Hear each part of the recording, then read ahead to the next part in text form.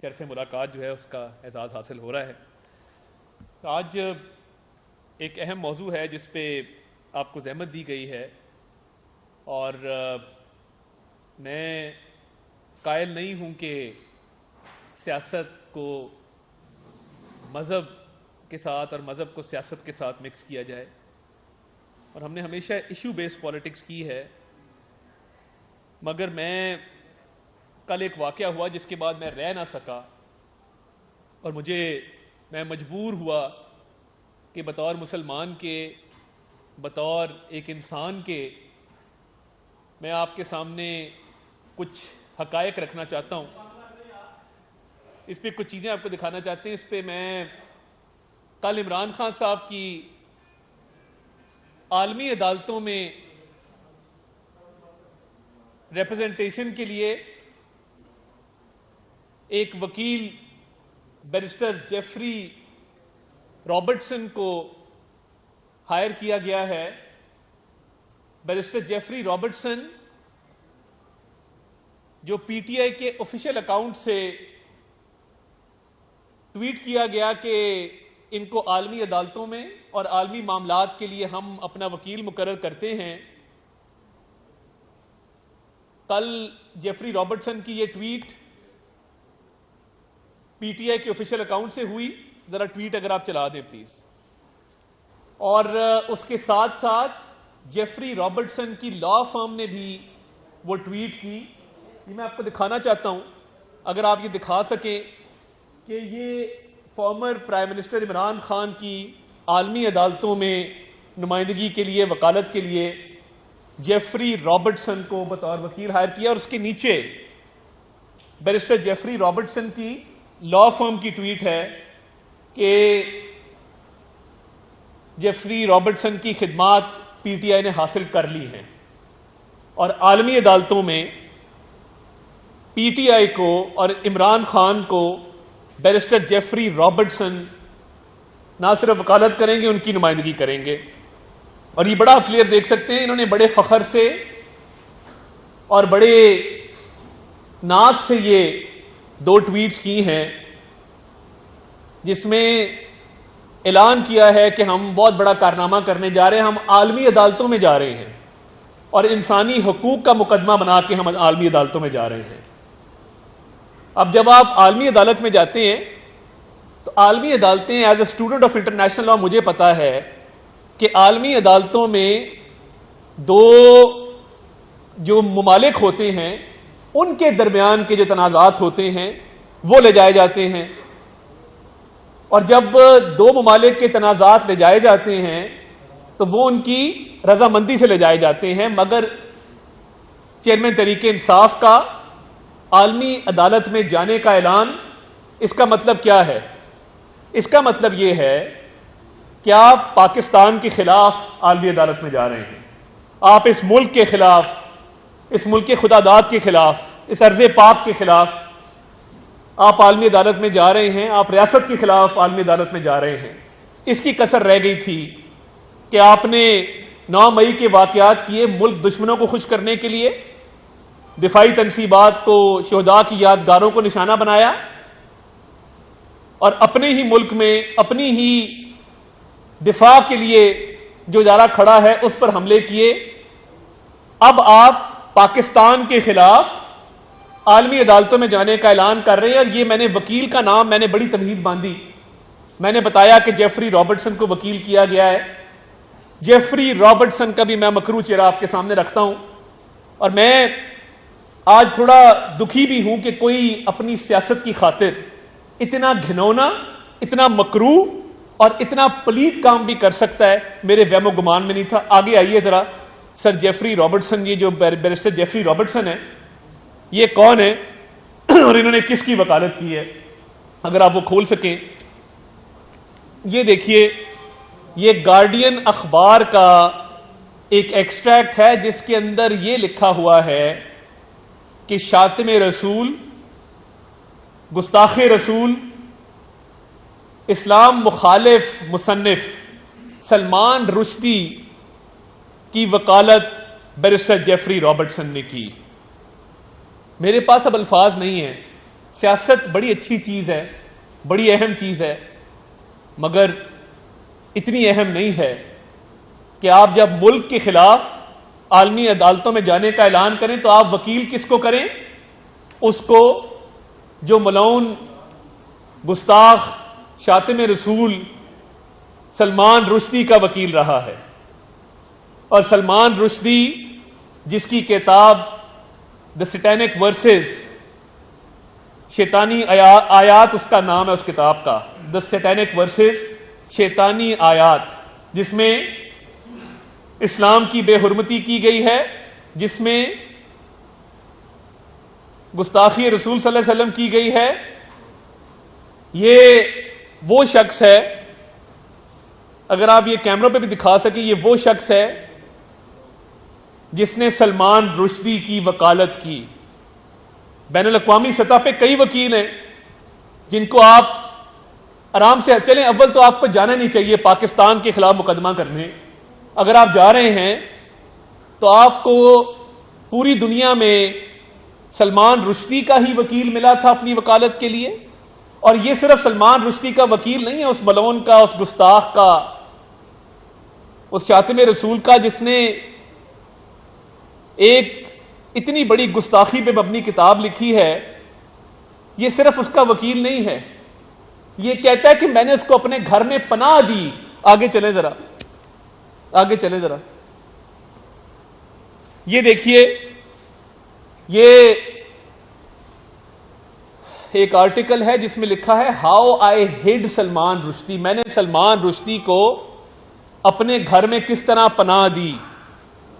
یعنی جب satanic versus آئی اور اس میں اسلام مخالف اور گستاخی رسول صلی اللہ علیہ وسلم پر مبنی کتاب جب شائع ہوئی تو یہ بیرسٹر جیفری رابرٹسن نے نہ صرف سلمان رشدی ملعون گستاخ کی وکالت کی بلکہ اپنے گھر میں پناہ دیا۔ آپ گھر میں پناہ اس کو دیتے ہیں جس سے آپ کو لگاؤ ہوتا ہے، گھر میں پناہ آپ اس کو دیتے ہیں جس کی آپ عزت تکریم کرتے ہیں، گھر میں پناہ آپ اس کو دیتے ہیں جس کے افکار کے ساتھ، جس کے نظریات کے ساتھ آپ کی ہم آہنگی ہوتی ہے، آپ اس کے نظریات کو، اس کے افکار کو آپ سپورٹ کرتے ہیں، تب آپ کسی کو گھر میں پناہ دیتے ہیں۔ یہ دیکھیں ذرا، ہاؤ آئی ہڈ سلمان رشدی، میں نے سلمان رشدی کو کس طرح پناہ دی۔ غضب خدا کا۔ میں پہلے بھی کہہ چکا ہوں، میں نے کبھی مذہب پہ سیاست نہیں کی ہے۔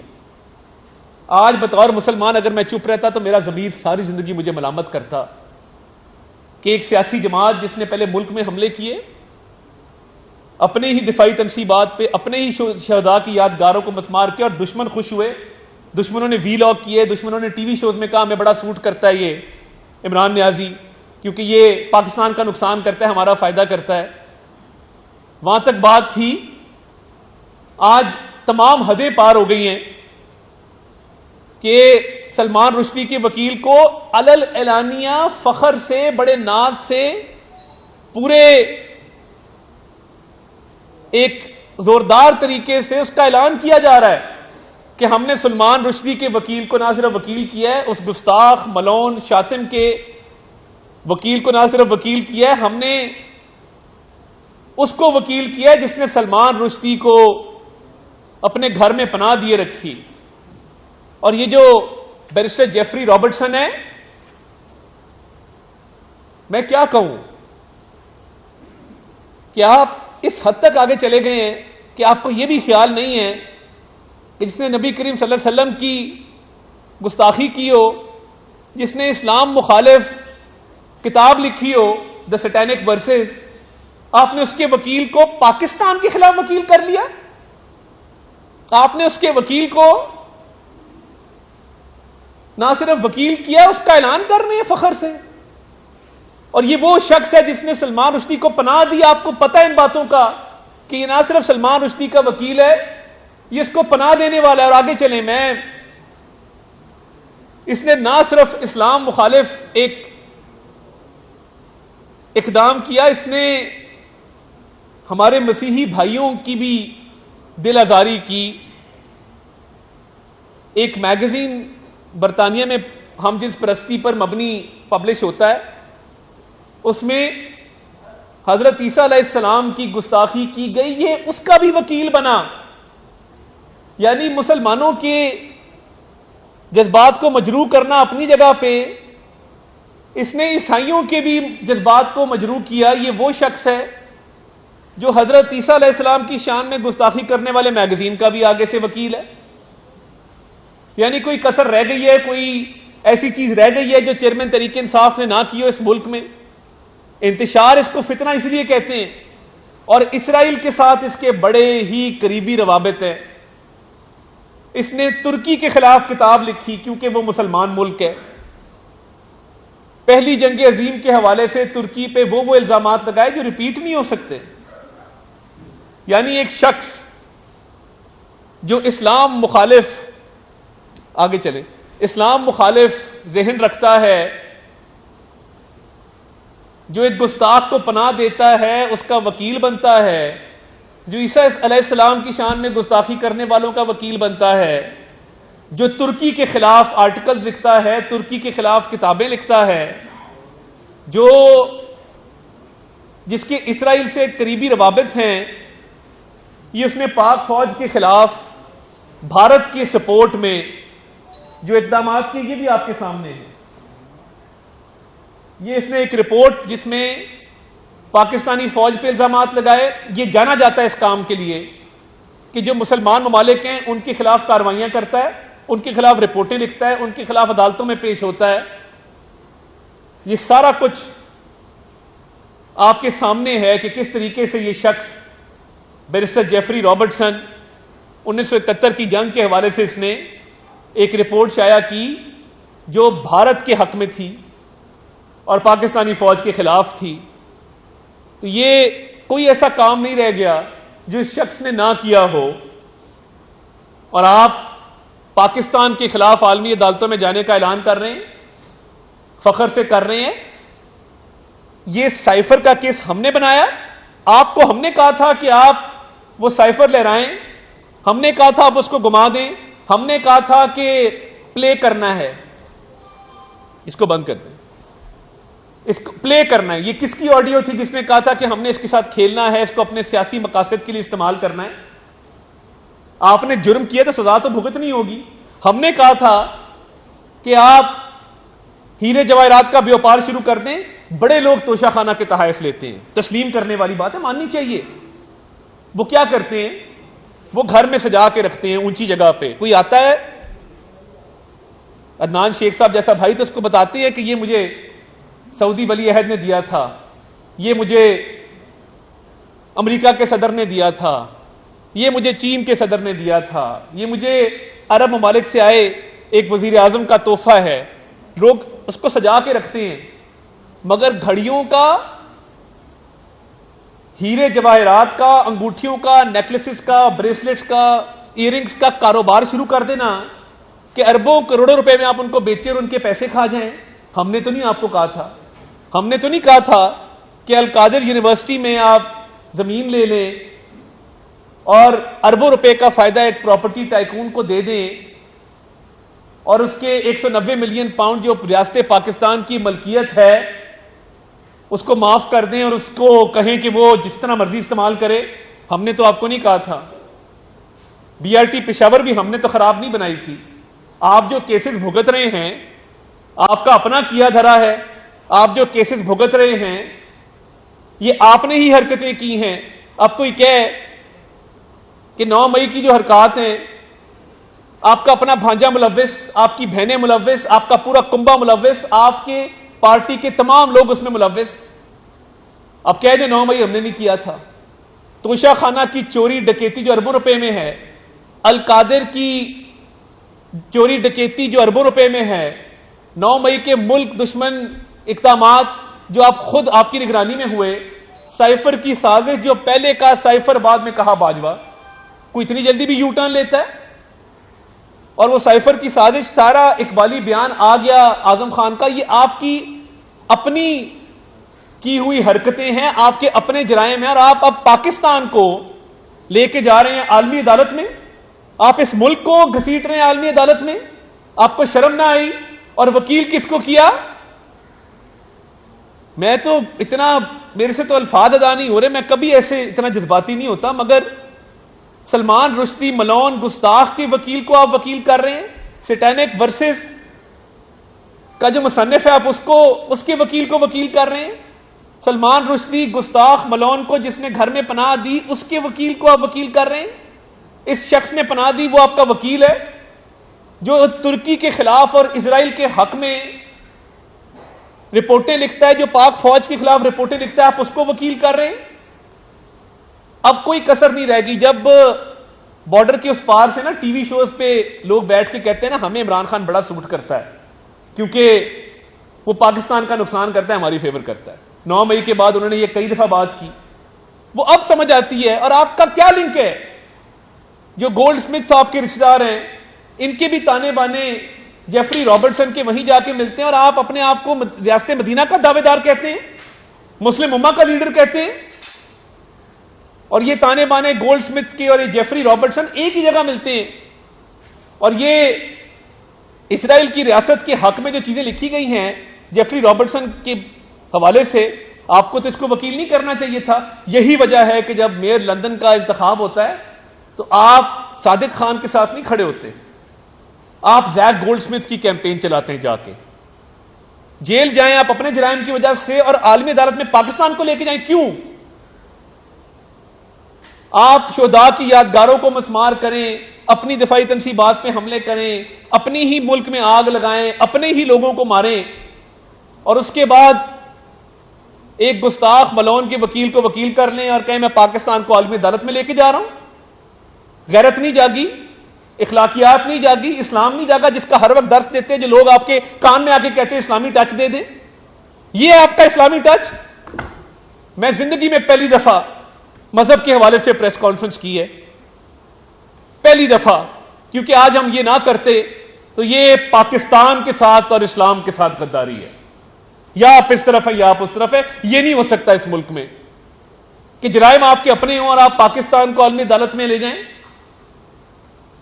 ایک ایسے شخص کو وکیل کریں جو پاکستانی فوج کے خلاف پبلیکیشنز کرتا ہو، جو حضرت عیسیٰ کی گستاخی ہو تو ان کا وکیل بن جائے، جو نبی کریم صلی اللہ علیہ وسلم کی اور اسلام کی گستاخی ہو تو اس کا وکیل بن جائے، گستاخ رسول کو گھر میں پناہ دے دے، مسلم ممالک کے خلاف پوری کیمپینیں چلاتا ہو اور اسلام دشمنوں کو پورا سپورٹ کرتا ہو. چوری کرنی توشہ خانہ میں، زمینیں لینی القادر میں، کرپشن کرنی انتہا کی، اور اس کے بعد پاکستان کو عالمی عدالت میں لے جانا اور ایک گستاخ کے وکیل کو وکیل کر لینا. شاباش، ویل ڈن، بہت اچھا کھیلا ہے آپ نے، بڑا اچھا اسلامی ٹچ دیا ہے. لگائیں 2 جھنڈے، کریں مسلم امہ کی بات، لگائیں 2 جھنڈے، کریں ریاست مدینہ کی بات، بنے مسلم امہ کے لیڈر. افسوسناک، شرمناک ہے کہ آج اس نہج پہ ہم آ گئے ہیں کہ ملک دشمنی ہم کر رہے تھے مگر ہم نے اب اسلام دشمنی شروع کر دی ہے، اور ان لوگوں کو ہم اب اپنی حمایت کے لیے کھڑا کر رہے ہیں جو اسلام دشمن بھی ہیں، ملک دشمن بھی ہیں، جن کے نظریات، جن کے افکار کھل کے سامنے آ چکے ہیں. کس لیے؟ اپنی سیاست بچانے کے لیے. کس لیے؟ ایک انسانی حقوق کی خلاف ورزی کا پوری دنیا کو میسج دینے کے لیے کہ پاکستان ایک محفوظ ملک نہیں ہے. چوری اور ڈکیتی چھپانے کے لیے آپ نے بڑا بڑا کچھ کیا ہے، بڑے بڑے جھوٹ بولے، بڑی بڑی منافقت کیا، آپ کے قول و فعل میں تضاد رہا ہے، مگر آج تمام حدیں آپ نے پار کر دی ہیں. آج آپ کو خیال نہیں آیا کہ کوئی اگلے جہان بھی جواب دینا ہے. کس منہ سے جائیں گے؟ کیا جواب دیں گے؟ سلمان رشدی کے وکیل کو ساتھ کھڑا کریں گے؟ میں تو دنگ رہ گیا ہوں. مجھے تو اتنی حیرت ہوئی ہے کہ کوئی اپنی سیاست کو چمکانے کے لیے اور سیاست کو بچانے کے لیے اس حد تک جا سکتا ہے کہ وہ اسلام کا بھی نقصان کرے، ملک کا بھی نقصان کرے، اور تمام حدیں پار کر دے کہ سیاست بچانی ہے. بھاڑ میں گئی آپ کی سیاست. اور آپ یا کہہ دیں کہ یہ سلمان رشدی کا وکیل نہیں تھا، کہہ دیں کہ یہ سلمان رشدی کو اس نے گھر میں نہیں چھپایا تھا، کہہ دیں کہ اس نے اسرائیل کے حق میں اور پاکستان فوج کے حق کے خلاف اس نے پبلیکیشنز نہیں لکھی تھی. کہہ دے کہ حضرت عیسیٰ کے خلاف جو نظم لکھی گئی تھی اس پبلیکیشن کو ڈیفینڈ کرنے یہ عدالت میں نہیں گیا تھا. کہہ دے کہ یہ بیرسٹر جیفری رابرٹسن کوئی اور جیفری رابرٹسن ہے. سیاست کو اتنا اوپر نہ لے کے جائیں کہ اس ملک پہ اور اسلام پہ آپ کو کمپرومائز کرنا پڑے. میرا تو آج شرم سے سر جھک گیا بالکل. میں الفاظ نہیں ہے یہ چیز بیان کرنے کے لیے کہ آج یہ کتنا بڑا یہ سانحہ ہے, یہ ٹریجڈی ہے جس ملک میں ہو رہی ہے کہ ایک شخص پوری نوجوان نسل کو گمراہ کر رہا ہے, بڑی بڑی بڑکیں مارتا ہے, اور کرتوت ایسے ہیں کہ چوری بھی کی ہے, ڈکیتی بھی کی ہے, سائفر کی سازش بھی کی ہے, زمینیں بھی لی ہیں, پلاٹ بھی لیے ہیں, انگوٹھیاں بھی لی ہیں, ہیرے جواہرات بھی لیے ہیں, اور الزام کس پہ ہے؟ پاکستان پہ ہے کہ عالمی عدالت میں لے کے جاؤں گا, انسانی حقوق کی خلاف ورزی میں باندھ دوں. بھائی سائفر میں گرفتاری 15 اگست کی ڈلی ہوئی ہے, آپ کو آج پتہ لگا ہے؟ اور ہمارے لیڈر بھی گئے عالمی عدالتوں میں کیسز کو ڈیفینڈ کرنے, وکیل کیے ہیں, مگر ٹریک ریکارڈ چیک کر کے وکیل کیے ہیں کہ کوئی متنازع آدمی نہ ہو, کوئی ایسا پروفیشنل لائر ہو. یہ کیونکہ نظریات اور افکار ملتے ہیں, اینٹی پاکستان, اینٹی اسلام, اس لیے اس کو وکیل کیا گیا ہے کیونکہ اس کے سارے کیسز یا اسلام کے خلاف ہیں یا مسلمان ممالک کے خلاف ہیں. یہ اس کی سوچ ہے. آپ نے لوگ کہتے تھے, حکیم سعید مرحوم نے جو بات کی تھی آج سچ ثابت ہو گئی ہے کہ آپ کس لابی کے آدمی ہیں. آپ کو یہ کہنے میں مجھے کوئی مذائقہ نہیں کہ آپ اسرائیلی لابی کے آدمی ہیں. انہوں نے آپ کو پلانٹ کیا بطور فتنے کے کہ آپ اس ملک میں تباہی بربادی کر سکیں جو 4 سال کی ہے. آج لوگ مہنگائی کے ہاتھوں تنگ ہیں. یہ 16 ماہ میں ہوئی ہے, ہم کر کے گئے ہیں. 4 سال ایک اینٹ نہیں لگائی آپ نے. 2018 میں حالات کیا تھے, آج کیا ہے پوری دنیا کو پتا ہے. یہ فتنہ ہے, اور یہ فتنہ نیازی اور پاکستان اکٹھے نہیں چل سکتے. بہت شکریہ.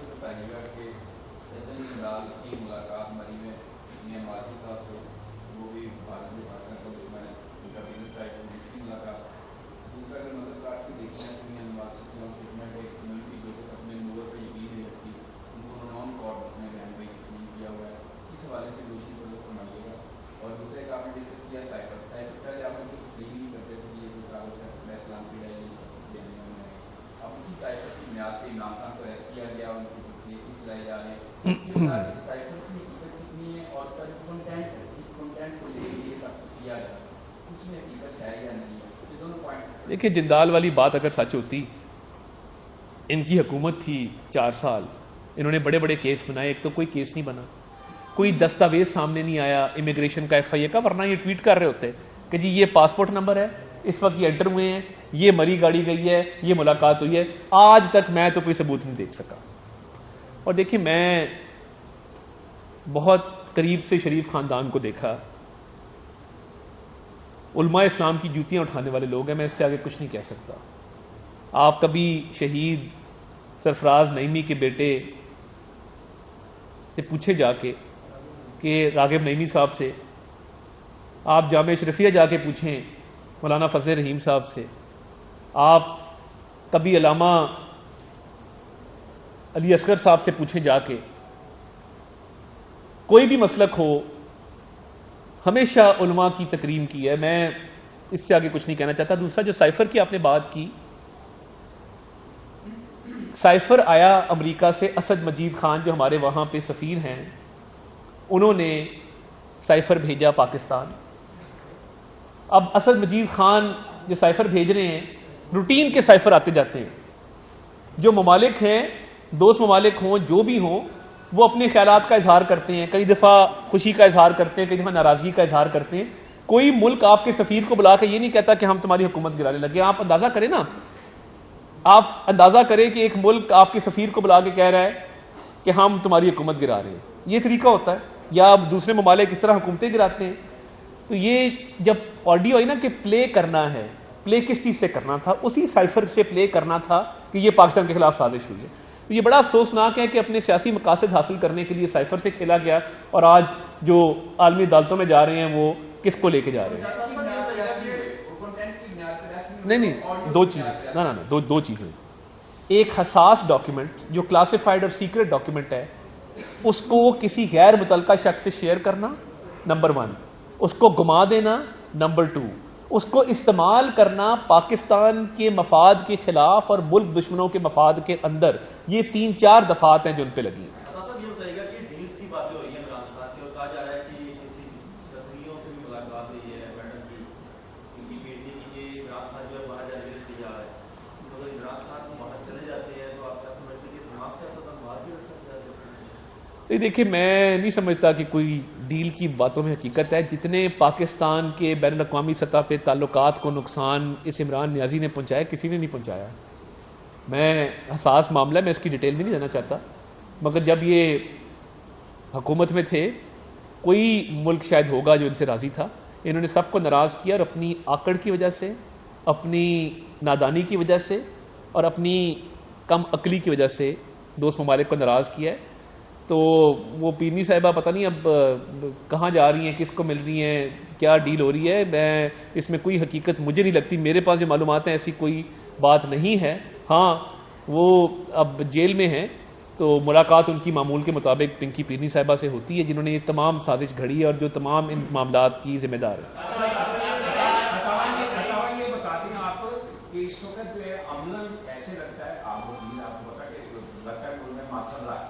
کوئی عدالت جو ہے کسی کو سن رہی نہیں، وہ بنیادی حقوق کسی کے نہیں ہے، ایسے کے اندر آپ نہیں سمجھتے کہ عالمی عدالت میں نہیں بدلا جائے گا تو کون سی عدالت میں جائے گا؟ کوئی عدالت میں چھوڑ نہیں رہا۔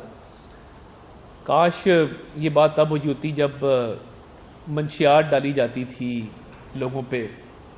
سپریم کورٹ کا یہی چیف جسٹس تھے، ہائی کورٹ میں بھی یہی لوگ بیٹھے تھے، کسی ایک دن بھی کسی نے کہا کہ رانا ثناء اللہ کو چھوڑ دو، اس پہ غلط منشیات ڈلی؟ کسی نے نہیں کہا۔ عادت پڑ گئی نا ہمارے میں، ہم اچھوت ہیں، ہم سیاسی اچھوت ہیں، یہ سیاسی ایلیٹ ہے۔ یہ جیلوں میں جانا ان کے ذہن میں آتا ہی نہیں ہے کہ ہم بھی جیلوں میں جا سکتے ہیں۔ منشیات ڈلی، کوئی قرام نہیں مچا۔ آہا چیمہ کی زندگی کے 3 سال کوئی شخص یہاں پہ بیٹھا واپس کر سکتا ہے، کر دیں اگر آپ دے سکتے ہیں، اگر آپ کی جیب میں کوئی وقت پڑا ہے 3 سال کا، اس کے بچوں کو واپس کر دیں، اس کے 5 سال کے بیٹے، 3 سال کے بیٹے کو کہہ دیں کہ یہی چیف جسٹس تھا۔ یہ آپ میں سے بہت سارے لوگ جانتے ہیں، احتساب عدالت میں ہم کھڑے تھے، میت آنی تھی شہباز شریف صاحب اور نواز شریف صاحب کی والدہ کی۔ میں نے جج صاحب کو کہا، میں نے کہا سر والدہ کی ڈیتھ ہوئی ہے، آج جرا نہ کریں۔ کہا گیا نہیں جرا کرنی ہے۔ کہاں سے حکم تھا، کس کا حکم تھا؟ تب کسی چیف جسٹس کی آنکھوں میں آنسو نہیں آئے، تب کسی جج نے بلا کے نہیں کہا کہ اس مقدمے میں بھی فارغ اور باقی بھی کسی مقدمے میں آپ نے اریسٹ نہیں کرنا۔ آگے چلیں، میں بلال کی دوائی، ایک پڑھا لکھا امریکہ پلٹ نوجوان، امریکہ سے پڑھ کے آیا، ایل ڈی اے میں ملازم تھا، اس کا قصور اتنا تھا کہ وہ صرف آہا چیمہ کے ساتھ اس نے کام کیا۔ 3 سال، نئی اس کی شادی ہوئی تھی، 3 سال اس کی شیخ عظمت سعید صاحب نے بیل سماعت کے لیے مقرر نہیں کی۔ میں یہ نہیں کہہ رہا کہ یہ کوئی انتقام ہے، مگر یہی عدالتیں تھیں اور یہی سیاستدان تھے۔ فرق صرف اتنا ہے کہ ہم جھوٹ بول کے، رو پیٹ کے، چیخیں مار کے، وی لاگز کر کے رونا دھونا نہیں کرتے تھے، اپنی آواز اٹھاتے تھے، ایک حد تک اٹھاتے تھے۔ یہ سیاسی لیڈ ہے نا۔ اب یہ 9 مئی کے واقعات میں آپ مجھے کہہ دیں خدیجہ شاہ کو چھوڑ دیں، بھائی کیوں چھوڑ دیں؟ کروڑوں روپے کماتی ہے، پڑھی لکھی خاتون ہے، کور کمانڈر ہاؤس پہ حملہ کیا ہے کیونکہ وہ سلمان شاہ کی بیٹی ہے اور ایک سابق آرمی چیف کی نواسی، اس کو چھوڑ دیں؟ اگر آپ کہتے ہیں چھوڑ دیتے ہیں، مگر پھر کسی کے گھر کو کوئی آگ لگا دے تو پھر کسی کو پوچھیے گا نا۔ تو اس لیے میں انہوں نے ذرا میری دکھتی رگ چھیڑی، میں ذرا کمپلیٹ کر لوں۔ آپ نے کہا ملک میں مارشل لا ہے، عدالتیں بالکل آزاد ہیں۔ بلا کے چھوڑا نا، لاڈلے کو بلا کے سامنے کہا good to see you, go home, گھر بھی دیں، بیوی بھی دیں، فون بھی دیں، ٹی وی بھی دیں، کھانا بھی دیں، تمام سہولیات دیں۔ ادھر جب ڈاکٹر عدنان 6 مہینے کوٹ لکھپت کی دیوار کے ساتھ سکڑ کے کھڑا رہتا تھا اور ہمیں اندر کوئی نہیں جانے دیتا تھا، تذلیل کی جاتی تھی، کون ذمہ دار تھا؟ میں نے تو یہ اسٹرگل کی ہے 4 سال نا، میں تو کہیں باہر نہیں رہا، میں تو یہیں پہ رہا ہوں۔ میں نے 4 سال عدالتیں بھی دیکھی ہیں، جج بھی دیکھے ہیں۔ ہائی کورٹ سے جب ہمیں پیغامات آتے تھے کہ ادھر کا رخ نہ کرنا، ہم درخواستیں لے کے کئی گھنٹے کھڑے رہتے تھے، کوئی ہمیں پوچھتا نہیں تھا۔ اور جس طریقے سے ہمارے ساتھ اس ملک میں کیا گیا ہے، یہ تو لاڈلے ہیں نا، یہ کیونکہ ان کی درخواست پہ نمبر شام کو لگتا ہے اور صبح سماعت کے لیے مقرر ہو جاتی، اس لیے بری عادتیں پڑی ہوئی ہیں۔ نہ ملک میں مارشل لا ہے، نہ کوئی زیادتی ہے۔ اگر پیرنی صاحبہ نے اربوں روپے کی ہیرے جواہرات بیچے ہیں تو اس کا جواب آپ نے اور میں نے نہیں دینا، اس کے لیے جیل جانا پڑنا ہے۔ اگر سائفر سے غلط کھیلا گیا ہے تو جواب دینا پڑے گا۔ مونس الائی نے اگر 120 ارب تو صرف لاہور کے ماسٹر پلان میں بنایا ہے, کیا گبن ہوا ہے؟ یہ لاہور ہے, اس کا گرین ایریا اتنا ہی ہے جتنا ہے, انہوں نے کہا اس کو بھی لاہور میں شامل کر دو, شیخو پورہ کو, تاکہ گرین ایریا بڑھ جائے. اس گرین ایریا کے تناسب سے براؤن ایریا بڑھا دیا, جس کی 2 مرلے کی بھی ہاؤسنگ سوسائٹی, اسے کہا کہ تمہاری ارریگولر سوسائٹی ہے, اتنا بریف کیس لے آؤ, پیسے رکھ دو, ابھی ریگولر کر دیتے ہیں. 120 ارب روپیہ صرف لاہور کے ماسٹر پلان میں کمایا گیا ہے. تو دیکھیں 4 مہینے میں جو لوٹ مار ہوئی, ہم تو لگے رہے مفت بجلی دے دو, ادھر ریپ ہو گیا, ادھر ڈکیتی ہوگی, بھاگ رہے تھے پاگلوں کی طرح.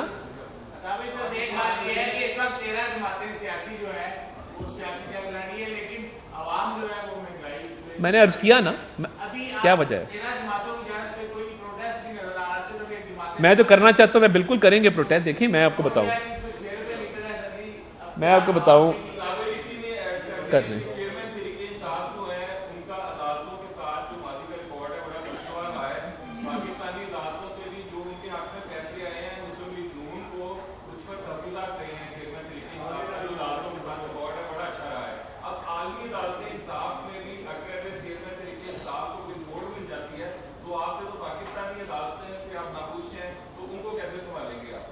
دیکھیں پہلی بات تو یہ ہے کہ پروجیکٹ عمران خان لانچ کیا گیا اور بڑے زور و شور سے لانچ کیا گیا, کسی کے بازو مروڑا گیا, کسی کا کان مروڑا گیا.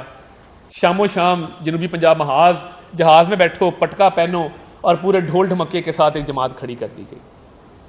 جس طرح کھڑی کی گئی, کن مقاصد کے لیے کھڑی کی گئی؟ ہم تو چلے موٹر ویز بنا رہے تھے نا لاہور سے کراچی. آپ میں سے کئی لوگ ساؤتھ میں رہنے والے ہیں, خانے وال, ملتان, مظفر گڑھ. آج موٹر وے جاتی ہے لاہور سے. لاہور اسلام آباد موٹر وے بنائیں ہم بنائیں, 16,000 میگا واٹ کی بجلی لگائیں ہم لگائیں. اس ملک میں اسکول, کالج, اسپتال, یونیورسٹیاں بنائیں ہم بنائیں. پہلا کارڈیولوجی انسٹیٹیوٹ لاہور میں بنا, PIC, آج بھی چل رہا ہے, نواز شریف کا بنایا ہوا ہے. راول پنڈی میں بنا, شہباز شریف نے بنایا. PKLI بنائیں ہم بنائیں, کیونکہ ہزاروں لوگ ہر سال مر جاتے ہیں کیونکہ وہ کڈنی اور لیور کا ٹرانسپلانٹ افورڈ نہیں کرتے. بند کون کر رہا ہے؟ انہوں نے آ کے بند کیے. اب مجھے بتائیں 2018 میں پیٹرول کی کیا قیمت تھی, 2018 میں بجلی کی کیا قیمت تھی؟ اور یہ بجلی کی قیمت اس کے باوجود تھی کہ ہم نے 16,000 میگا واٹ کے بجلی کے منصوبے لگائے تھے. 2013 میں ہم آتے ہیں, 18 گھنٹے لوڈ شیڈنگ تھی, بندہ بے حال ہو جاتا تھا. 18 گھنٹے, 12 گھنٹے شہروں کے اندر تھی. اس کا کوئی کریڈٹ نہیں ہے کہ 3 سال ہم نے وہ لوڈ شیڈنگ جو ہے اس کو خاتمہ کیا. مگر اس بات پہ ضرور تنقید ہے کہ آج مہنگائی ہوئی. ہم 16 مہینے کے لیے کیوں آئے تھے؟ ہم ریاست کا بوجھ اٹھانے آئے تھے. اگر پاکستان ڈیفالٹ کر جاتا, خدا نہ خواستہ, تو پاکستان کے اندر بین الاقوامی ایئر لائنیں نہ آتی. وہ ابھی بھی نہیں آ رہی. ابھی کسی شخص کی یورپ میں ڈیتھ ہو جائے نا, پاکستانی کی ڈائریکٹ فلائٹ نہیں ہے, کیونکہ سرور خان نامی ایک بدبخت آدمی نے without evidence floor of the house کھڑے ہو کے کہہ دیا کہ پاکستانی پائلٹس کے لائسنس جعلی ہیں. آج آپ کا زر مبادلہ بھی گیا, آپ کی فلائٹیں بھی بند.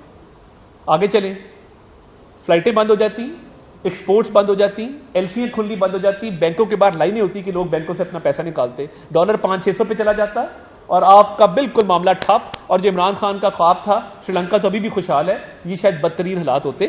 IMF کا اگریمنٹ ہم نے نہیں کیا تھا, ہم تو چھوڑ کے گئے تھے مہنگائی کو 4% پہ.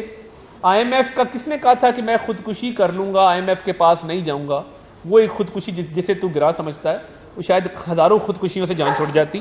مگر مجھے میں کمپلیٹ کر لوں, کیونکہ اب ٹاک شو والا معاملہ شروع ہو گیا, تو مجھے پورا کرنے دیں. دیکھیں وہ خودکشی کا کہا, پھر 6 ماہ اسد عمر نے ضائع کیے. اس کے بعد پیپلز پارٹی کے سابق ادوار کے 2 وزرائے خزانہ نے اپنی قسمت آزمائی, حفیظ شیخ صاحب نے اور شوکت ترین صاحب نے. اب مجھے یہ بتائیں, جب آپ کی بیوی بیٹھ کے 5-5 کیرٹ کی انگوٹھیاں مانگے گی, جب آپ گھر میں بیٹھ کے تحفے بیچیں گے, آپ کہیں گے ڈالر کا ریٹ مجھے یا بیوی سے پتہ لگتا ہے یا ٹی وی سے پتہ لگتا ہے, اور آپ کے پاس کوئی اکنامک پالیسی نہیں ہوگی, 4 سال آپ ملک کو تباہی کے دھانے پہ کھڑے کر دیں گے. ہم نے تو 16 ماہ میں آ کے اس کا ملبہ اٹھایا ہے. 16 ماہ کا کمپیریزن 4 سال سے نہیں ہو سکتا. مہنگائی کا ذمہ دار صرف عمران نیازی ہے. وہ جتنا مرضی جھوٹ بول رہے, یہ اس کے گلے میں توق پہ ہے. ایک سب کو موقع ملے گا. سعدیہ دیکھیے, بڑی تفصیلی ملاقات تھی, 2-2.5 گھنٹے پر محیط ہماری وفد کی ملاقات تھی, تمام پولیٹیکل پارٹیز کی ہوئی ہے. دیکھیے, مردم شماری کے بعد ایک نیچرل کانسیکوینس ہے حلقہ بندی. پنجاب میں نئے ضلع بنے, ہم نے نہیں بنائے ہیں. وزیر آباد ہو گیا, توسا ہو گیا, تلا گنگ ہو گیا, PTI نے بنائے. اور اب آبویسلی حلقہ بندیاں نہیں ہونی ہے. میرا ضلع کے ساتھ حافظ آباد کا ضلع ہے, پورے ضلع کی ایک سیٹ ہے, کیونکہ پچھلی دفعہ 20,000 آبادی کم تھی. اب وہاں کے حلقے کے لوگوں کے ساتھ جاتی نہیں ہے کہ ان کا ایک MNA جبکہ 2 ہونے چاہیے. اب حلقہ بندیاں ہو کے رہنی ہیں, ہر حال میں ہونی ہیں, مگر 14 دسمبر تک شیڈول ہے. 14 دسمبر کے بعد 54 دن کے اندر الیکشن کا انعقاد ممکن ہوگا.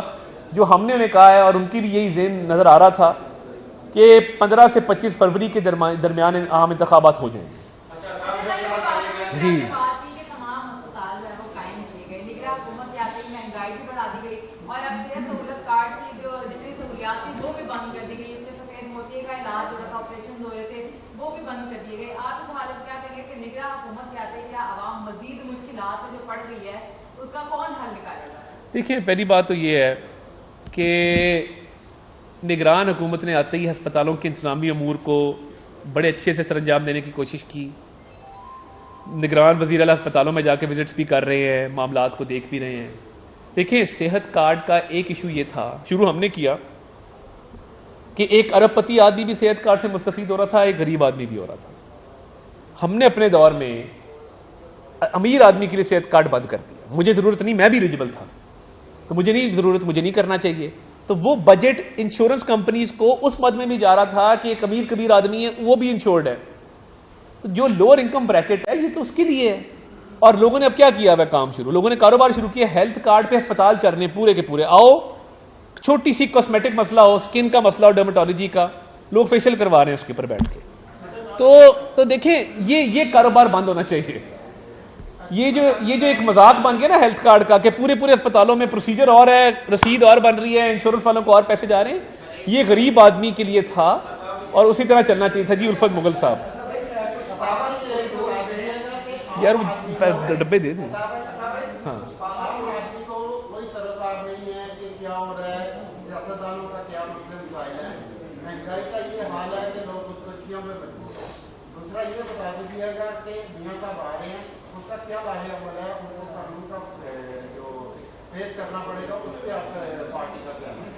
دیکھیے, پہلی بات تو یہ ہے مہنگائی پہ میں بڑی تفصیل سے روشنی ڈال چکا ہوں اور اس کا ذمہ دار کون ہے یہ بھی آپ کو عرض کر چکا ہوں. اور دیکھیں, اگر حل ہے نا ان کے پاس نہیں ہے جو 4 سال اس ملک میں تباہی کر کے گئے ہیں. میاں نواز شریف میں اور ہماری جماعت میں یہ صلاحیت ہے, ہم نے ہمیشہ مشکل حالات میں ملک کو ٹرن اراؤنڈ کیا ہے. اور ابھی بھی میں سمجھتا ہوں کہ اگر مینڈیٹ ملا تو یہ انشاءاللہ بہت ہی کم وقت میں تمام مسائل حل ہوں گے. اور اس کی ایک اور وجہ یہ بھی ہے, بین الاقوامی سطح پہ آپ دیکھیں جو ہمارے دوست ممالک بھی ہیں انہوں نے ہمیشہ اعتماد کا اظہار کیا ہے میاں نواز شریف پہ, میاں شہباز شریف پہ. ہم نے آ کے عمران خان کے خراب کیے ہوئے بین الاقوامی تعلقات کو بھی آ کے فکس کیا. تو میں سمجھتا ہوں کہ اگر یہ مینڈیٹ ملا تو یہ مسئلہ انشاءاللہ حل ہو جائے گا. اور میاں صاحب کی واپسی دیکھیں 15 اکتوبر کی ڈیٹ اناؤنس ہو چکی. انشاءاللہ فقید المثال استقبال بھی ہوگا, وہ آئیں گے الیکشن کی تیاری کے حوالے سے, پارلیمانی بورڈ کے حوالے سے, انتخابات کی تیاریاں, موضوع امیدواروں کی سلیکشن کے حوالے سے وہ آ کے میٹنگز بھی لیں گے اور وہ پالیسی بھی دیں گے. اور انشاءاللہ ان کے آنے سے آپ دیکھیں گے کہ ایک مثبت تبدیلی آئے گی.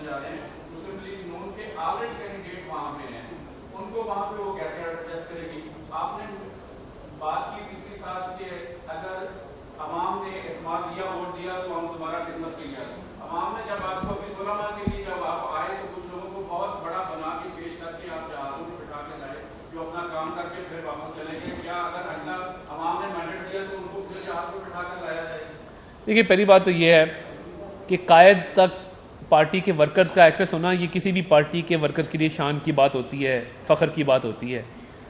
تو پارٹی میں کوئی ABCD کیٹیگری نہیں ہے. یہ جیلوں میں ضرور ہوتی تھی کسی زمانے میں, پارٹی میں ایسی کوئی کیٹیگری نہیں ہے.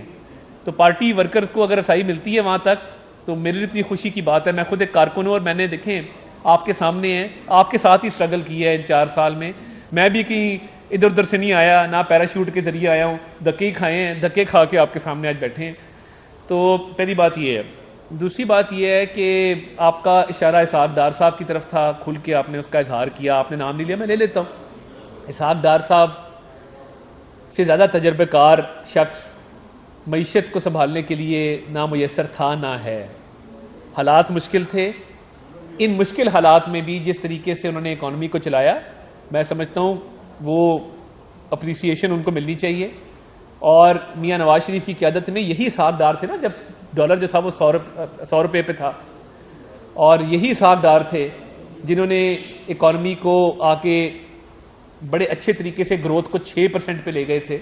یہی اسحاق ڈار صاحب تھے جن کے دور میں ایکسپورٹس بڑی تھیں، تو انہوں نے ماضی میں بھی کر کے دکھایا، کر کے دکھائیں گے۔ یہ 16 ماہ کا یہ فلم نہیں تھی، یہ انٹرول تھا 16 ماہ کا، اس طوفان اور ہارر مووی سے جو 4 سال چلتی رہی ہے۔ اگر 5 سال کا مینڈیٹ ملتا ہے تو یہی ٹیم انشاءاللہ ڈیلیور کرنے کی صلاحیت رکھتی اور کرے گی۔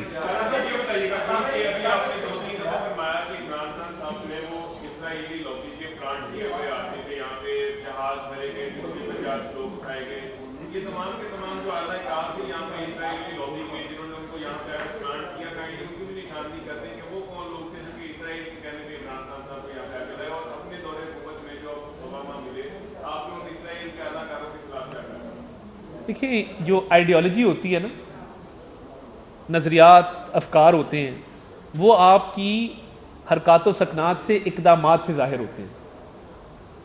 اب سلمان رشدی کے وکیل کو وکیل کرنا، اس شخص کو وکیل کرنا جو اسرائیل کے حق میں آرٹیکل لکھتا رہا ہے، باہر جا کے زیک گولڈ سمتھ ایک یہودی کی کیمپین چلانا اور ایک مسلمان صادق خان کی کیمپین نہ چلانا۔ حکیم سعید صاحب مرحوم بہت دانشمند، بڑے دور اندیش ایک پاکستانی تھے، وقت سے پہلے چلے گئے، ان کو شہید کر دیا گیا۔ انہوں نے کچھ سوچ کے کسی کے بارے میں یہ کہا تھا نا جی، اور اب تو دن بدن اس چیز کے ثبوت سامنے آ رہے ہیں کہ یہ کس سوچ کے لوگ ہیں اور یہ اس ملک میں کیا کرنا چاہتے ہیں اور کس لابی سے ان کو سپورٹ حاصل ہے۔ جب میجر گورو آریہ بیٹھ کے ویلاگ کرتا ہے اور وہ کہتا ہے ہمیں یہ سوٹ کرتا ہے، جب انڈین ٹاک شوز میں کہا جاتا ہے کہ یہ پاکستان کا نقصان کر رہا ہے اور انڈیا کا فائدہ کر رہا ہے، تو یہ میں تو نہیں کہہ رہا نا، یہ تو انڈین میڈیا کہہ رہا ہے، انڈین ٹاک شوز کہہ رہے ہیں۔ تو میرا تو یہ ماننا ہے کہ یہ اسی لابی سے ایک پلانٹڈ آدمی ہے اور اس ملک میں فتنہ پھیلانے آیا ہے۔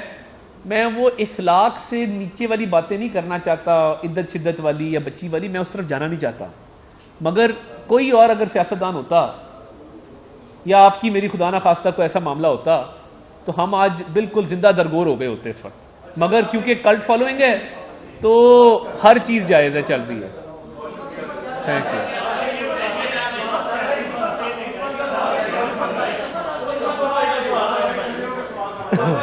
ہو نہیں گیا الفت بھائی، ایک سوال ہو گیا۔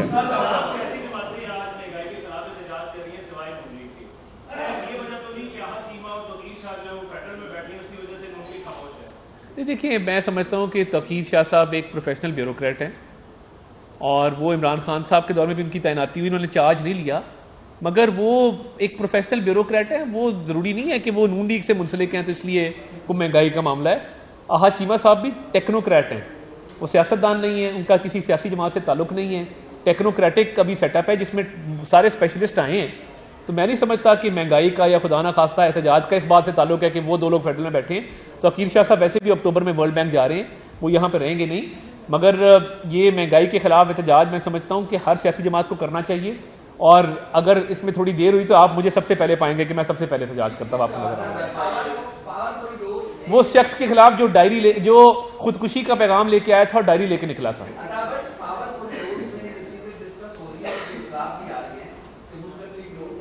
یار ٹھہر جو تسی کی بار بار آ جاتے، نہیں رہنا انہوں نے یار، تسی چوتھی باری آئے یار، تیسری باری تو طلاق بھی ہو جاتی ہے۔ اچھا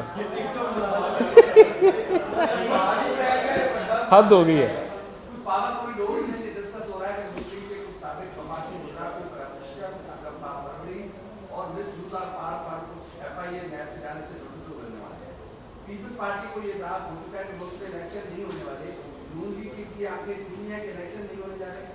میں سمجھتا ہوں کہ فروری 20 فروری کے آس پاس ملک میں انتخابات ہو جائیں گے۔